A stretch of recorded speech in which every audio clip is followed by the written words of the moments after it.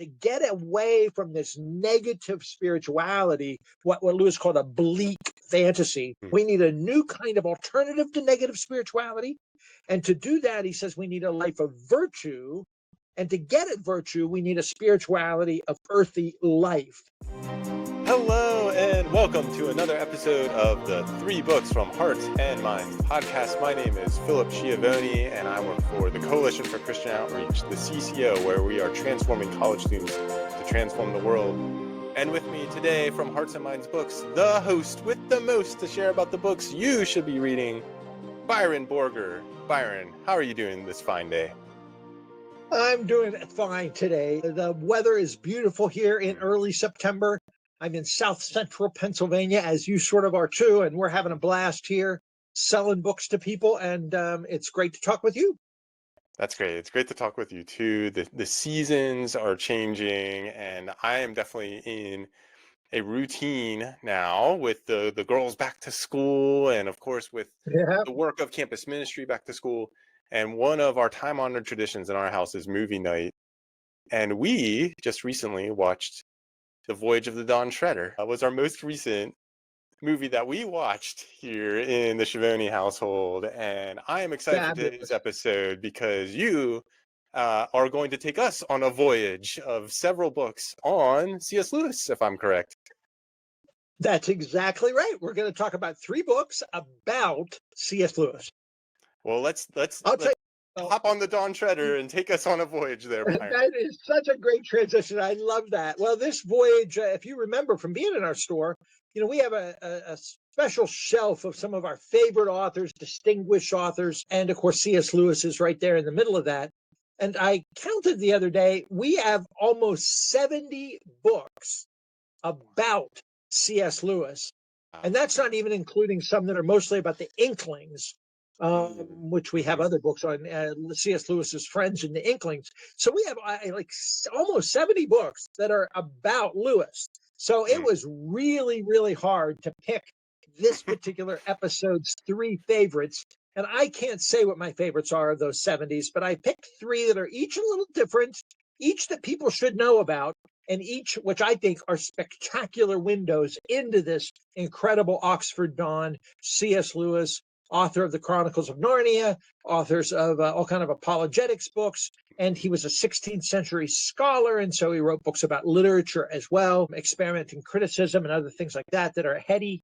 So he did all sorts of stuff, from books about prayer to books about grief, but instead of reading Lewis directly, and you should read C.S. Lewis, his favorites, I picked 3 that you might not know about that are about him that would help sort of frame his work or help you get more out of his work by just writing part of this whole cottage industry of books about Lewis. So does that sound okay? That sounds great. I am so excited for this. C.S. Lewis holds a particular place in my own walk with the Lord. The first Christian book I ever read was the Screwtape Letters, which I do not recommend being the first Christian book you ever read. I recommend it as a book for sure. It was a great read, but it's from the demon's point of view. So it was quite the trip. But even most recently, and I don't know if this will come up naturally in conversation later, but The Myth Makers is a book about the friendship between Lewis and Tolkien. I just read that book. I just finished that one. So Lewis, even 25 years later in my walk, still has an impact on my faith and how I'm formulating it with my friends and relationships. So, man, I am here for just more books about the life and the works of C.S. Lewis. I had The Myth Makers in my top 5 when I was narrowing down books I wanted to talk about today. And I think I mentioned that already on this podcast. So I wasn't sure if I should use it again.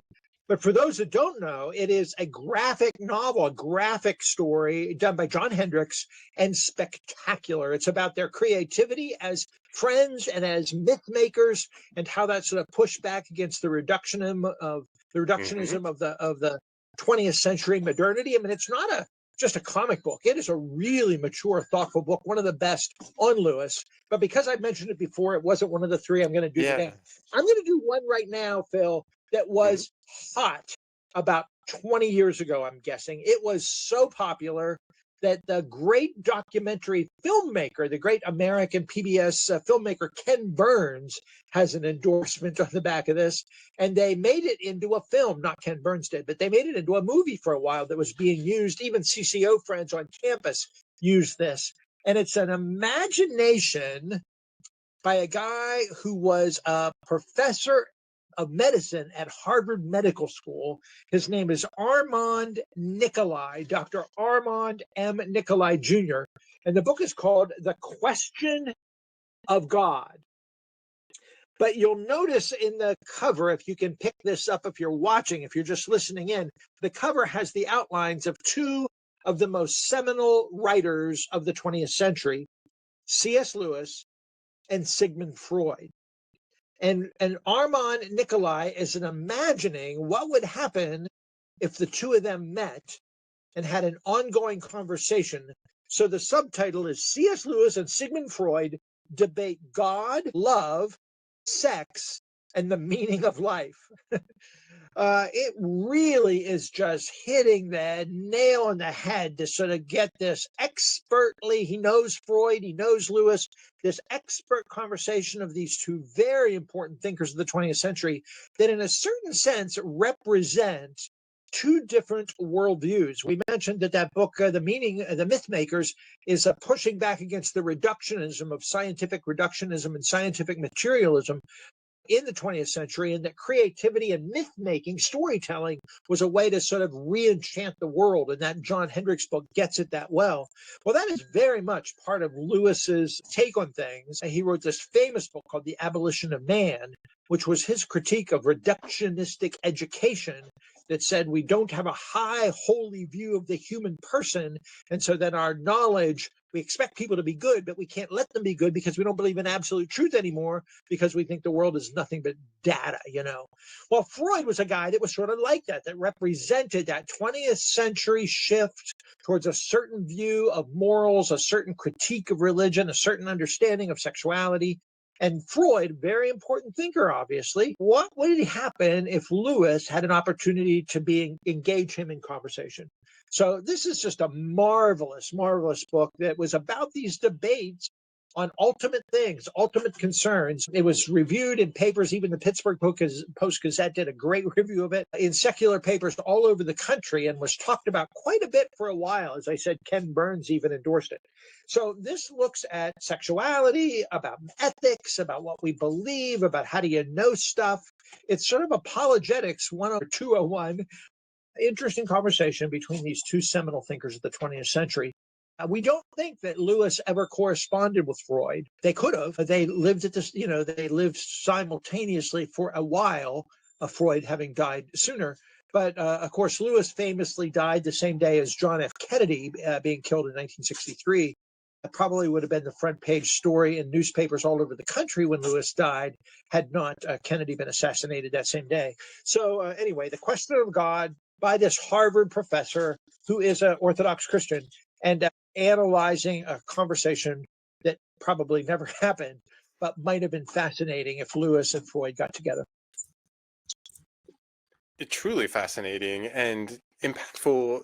Both these voices hold sway in their respective fields, but also over the way that we think about how faith and psychology work in the world today, and both tried to influence the world too. So to think of them having a debate, I love the mix of sort of like reporting and also of imagination that must have been put into that book to be able to get something out of it for us, the reader. It's a real playful work. Just for what it's worth, parenthetically, there's a guy named Kreeft, Kreeft, used to be a Calvinist in Grand Rapids, Michigan, and converted years and years ago to Catholicism. He has several books on Lewis, and he has a book about Lewis imagining where they are after they die, with he being a representative Christian, John F. Kennedy, sort of your classic secular humanist, and Aldous Huxley, Brave New World, the same guy, he died the same day too. Sort of a pantheistic meaning is all one thing. You've kind of this energy force that you find yourself a part of, and so you have almost this new age Eastern mystical guy. You have this classic secular humanist, and you have this Orthodox Christian. They all died the same day, and they imagine, well, where the heck are they? Are they in heaven or hell? The book is called Heaven and Hell, and it's a very playful story, and it is literally a dialogue. Creefs is an imagined dialogue between these three characters, and it reads like a play script, you know. This is not like that. I only say that to say this is not like Kreeft. If people are saying, oh, like Peter Kreeft wrote a book like that. This is actually more of an analysis and more documented, as a Harvard prof would do, of what Lewis would have said, what Freud would have said, what Freud believed. It's a great analysis. Is all sexuality just sort of, is love sublimated sex? What happens when you die? How do you know the meaning of happiness? What is the role of psychology? What should you believe? What should you live? So anyway, it is not a script the way the Kreeft book is, as clever as the Kreeft book it is, but it is informed and imaginative, and it's a genius of a book. Now, here's one more thing I want to say. I'm not squeezing in another book here. Well, I sort of am. An acquaintance of ours that works with college students down south and runs a C.S. Lewis Institute there began to use this book in conversations, particularly with seekers, having book clubs, and created a study guide for conversations you can have. I featured it with our CCO staff years ago, and some of our staff used it back then to have engaging conversations with people on campus. So we have this study guide that goes with it too, that's hard to find and rare. It's real expensive if you find it online. We've got a bunch of those as well if anybody wants the study guide. So that's kind of a cool thing. Well, that's my first book, kind of an analysis thing, a heavy piece. The next one is going to blow your mind. This is one of the most amazing books by a guy that I have met. I've heard him lecture. Beth and I have met this guy at a C.S. Lewis event where we were selling books.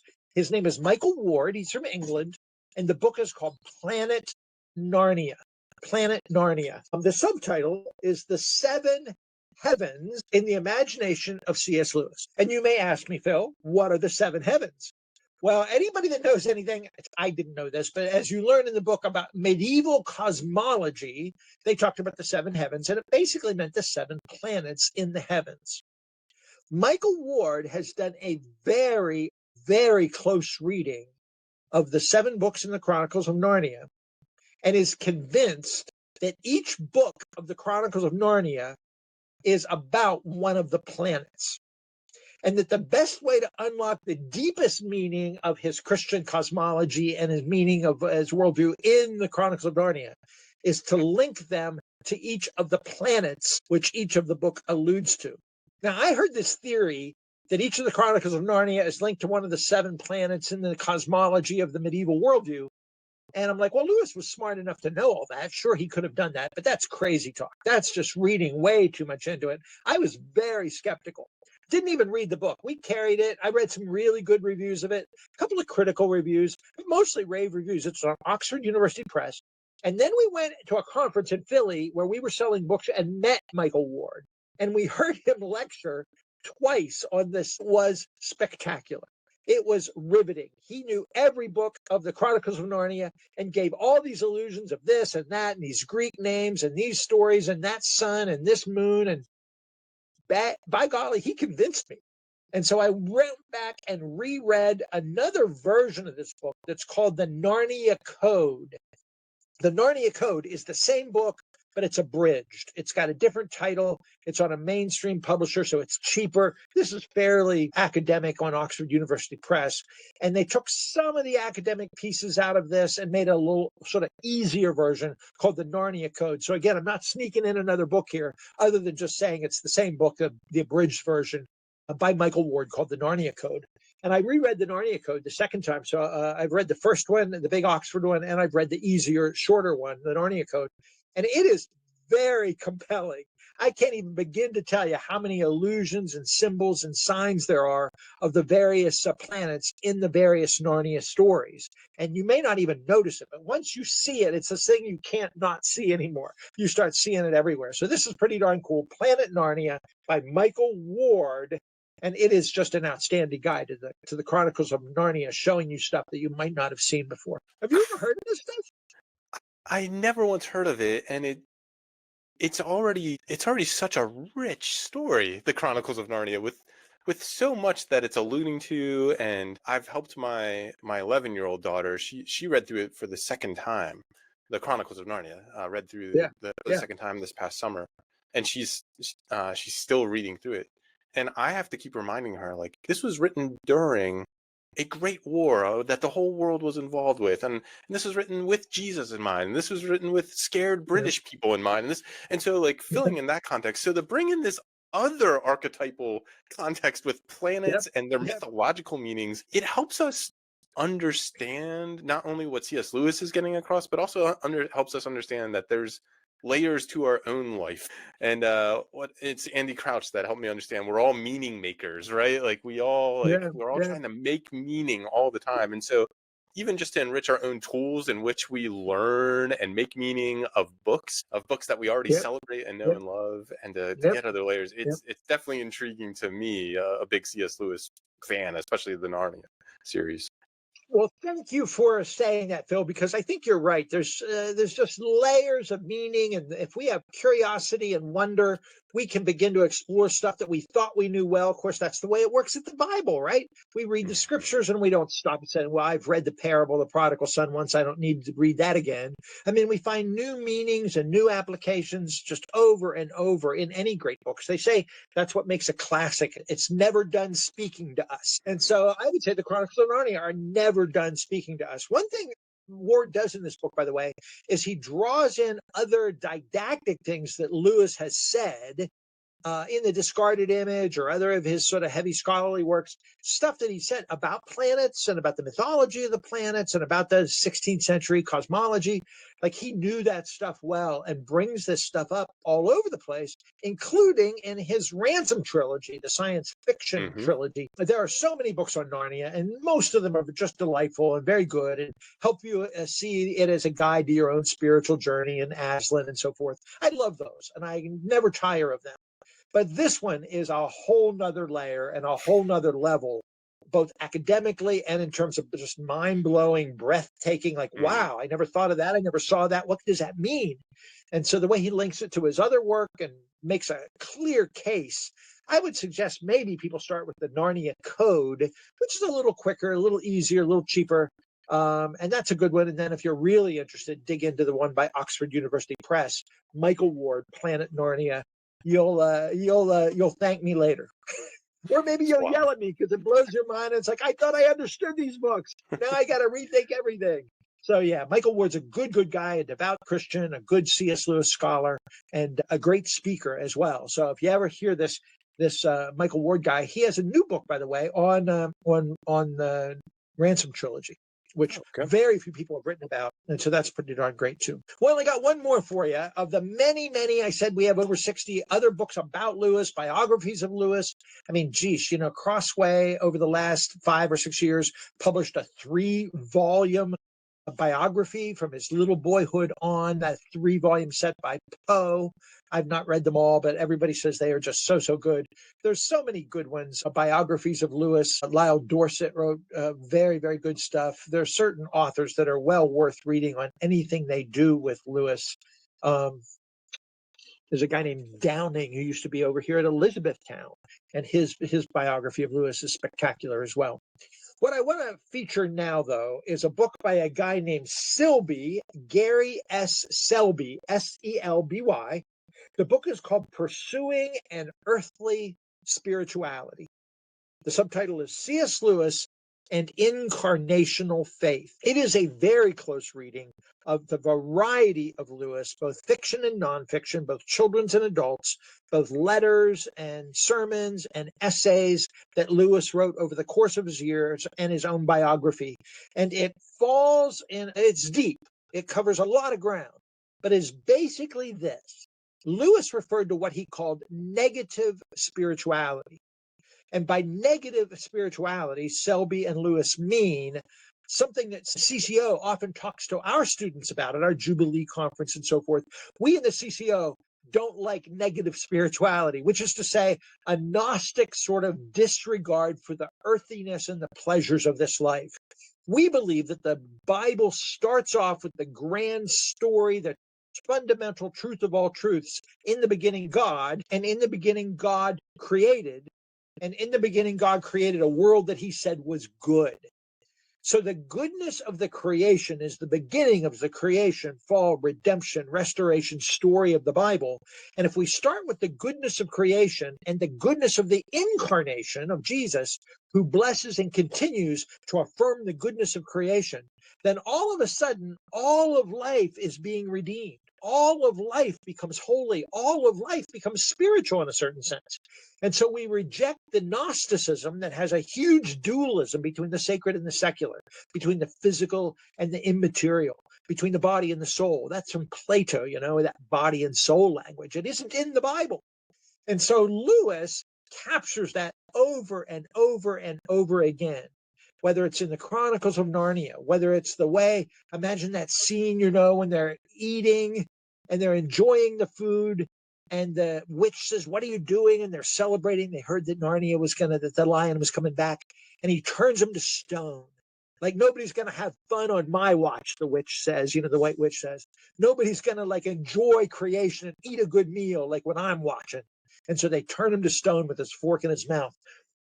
That kind of stuff that would say in a Gnostic sort of way that what really matters is spiritual formation and spirituality and inner higher life, and this kind of earthly stuff doesn't matter as much. This guy says that is not what Lewis taught. It is not what the Bible teaches. And so how can we explore a more experiential, creation regained, sort of mundane spirituality by affirming the earthiness and incarnational spirituality by way of looking at what Lewis taught?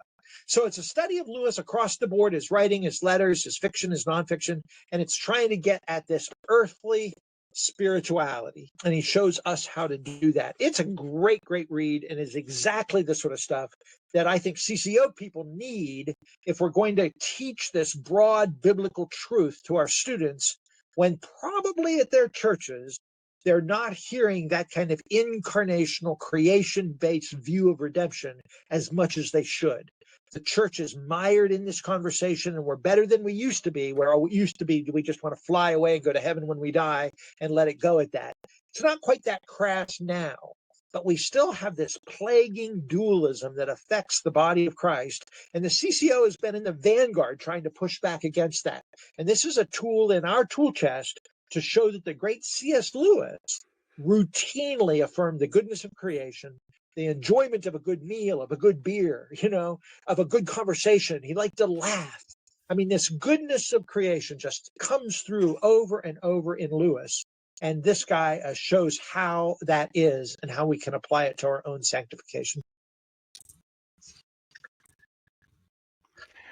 It's great stuff, Byron. Even in my own recollection as a student, having walked through the Chronicles of Narnia, the Screwtape Letters, and Mere Christianity was one that I read early on in my walk as well. One thing that did stand out to me was, this isn't some new thought. This isn't this idea of duality and of an earthly spirituality. This isn't something new. This is something that even a century ago was in the air. Deep thinkers were not only writing about in a biblical commentary way, but it was affecting their fiction writing and was affecting the way they were managing and trying to get through World War II. And so that actually was part of what compelled me to grasp this stuff as a student, as a new CCO staff person, was actually something beyond just a good theology or beyond like a teaching that's going on here. This was something that people have really been grappling with and trying to make sense of, trying to write towards in both their teaching and in their fiction, but also in their conversations over good food and over good laughter. And that was something that was impressed upon me 20 years ago when I first started reading Lewis, is that there's something much bigger going on here than just the teaching itself. I went through a phase when I felt Lewis was too dualistic. I was trying to understand it, and my antennas up to people that talked about this sort of dichotomy between eternal things and temporal things. And I picked up inklings of Plato in the midst of him. And I was pretty harsh on Lewis at times. Even some of his famous lines in The Weight of Glory and so forth, I didn't always like. But, I'm sort of repenting of that. And I think Lewis is much more of an ally. I've realized that over the years, much more of an ally of this sort of reformational worldview that we talk about in the CCO. And I think he's more of an ally now that I've read this book. There's a little section in the middle of this where he says, let's just look at how this works out. For example, and he looks at the glories of and enjoyment of eating a meal. And he has several pages of eating as a spiritual experience. So when I am asked for books about a theology of food, and I name 5 or 6 of my favorites, Capon, Supper of the Lamb, and those kind of things, I never mention this. And then I realized there's like a half a chapter in here about the spirituality of eating, and he draws from both Narnia and Ransom trilogy, the space trilogy, and some of Lewis's letters, and he makes a case that Lewis had a pretty robust theology of food, not just that he liked to eat and thought it was okay in God's kingdom to enjoy that, and that would be enough just to say, hey, I get it, you're allowed to do this, this is fine, I don't need to say much more. But he actually did say much more. He wrote about it, and he imagined it in his fiction. So just like Wendell Berry, there's a book about Wendell Berry's food scenes in his novels, and you can learn about Wendell Berry's theology of food by looking at the eating scenes in various novels of his. And that's sort of what this little section in this book does. Hey, let me just close by saying one other thing about this. It isn't just straight incarnation, incarnation, incarnation. He suggests that to get away from this negative spirituality, what Lewis called a bleak fantasy, we need a new kind of alternative to negative spirituality. And to do that, he says we need a life of virtue. And to get at virtue, we need a spirituality of earthy life. And so that's sort of the way he does this. He looks at kind of God as our glad creator and the virtues we need to live into that. So there's a section, as you might guess, from Lewis on kind of choice making and virtue and ethics, and not big social ethics, but just like the ordinary character formation stuff of making decisions. And so how we kind of choose in the mundane, ordinary stuff of life to live well. And so he gets at this sort of God is a glad creator. We don't want negative spirituality. We need to live, therefore, as an alternative to that, a life of virtue. And so that has appeal to some people, too, that don't want to just argue about the goodness of the ordinary, mundane creation, but they like the virtue language. And there's a big, robust chapter in here on the language of virtue and how that leads then to a life of hope. He even talks about how understanding the goodness and glories of ordinary life will help you appreciate heaven. You can come to anticipate the new creation that much more when you understand the goodness of ordinary life now. So he says, not only does it help you live a happier, better life now and more virtue, it helps prepare you for eternal life as well. And so I just think this is a rich, rich book. Earthy Spirituality by Gary Selby. It's published by InterVarsity. Good folks endorsed it in the back. He's a solid Lewis guy. He knows his stuff. And it's an ally for the many kind of work projects that we in the CCO are trying to do to help our students live into this kind of kingdom vision. Yeah, thanks for closing on that, Byron.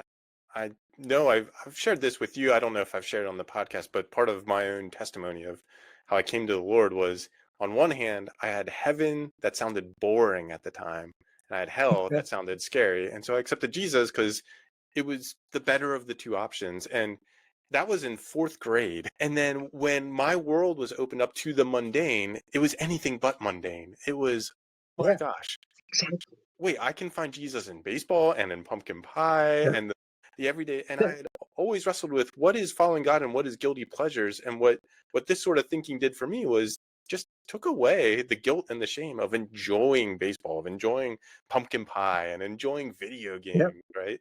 And it's not a license to just do whatever you want. It's an invitation to see God at work in it all and to join him with it. And I think that's, if you're a Christian and you're listening to this, or even if you're not a Christian and you're listening to this, this is the sort of book, this sort of thinking that Byron and I and everyone else in the CCO as well, working towards helping advance that idea of the kingdom being bigger than just the salvation of our souls and a boring heaven, but also a boring life here and now in the present. We get to live out eternal life moment by moment in the mundane and in the heights and the lows, in the pumpkin pie and in the baseball. Yeah, it's I just wanted to throw that out there in my own experience with these sort of discussions and towards that book as well. So any final thoughts on your end before I close this out? You couldn't say it any better than that, Phil. Thank you. This is exactly what this book is about, and all of Lewis's work will draw you deeper in, further along. So thank you for letting me talk one more time about 3 books from Hearts and Minds. Further up and further in, right? So Yeah. thank you, Byron. Thank you for these 3 great recommendations on the life and the writing and the times of C.S. Lewis, and of course C.S. Lewis himself. And if you're listening to this and you want to order any of these books, just please remember they are 20% off for being on this episode and listening in.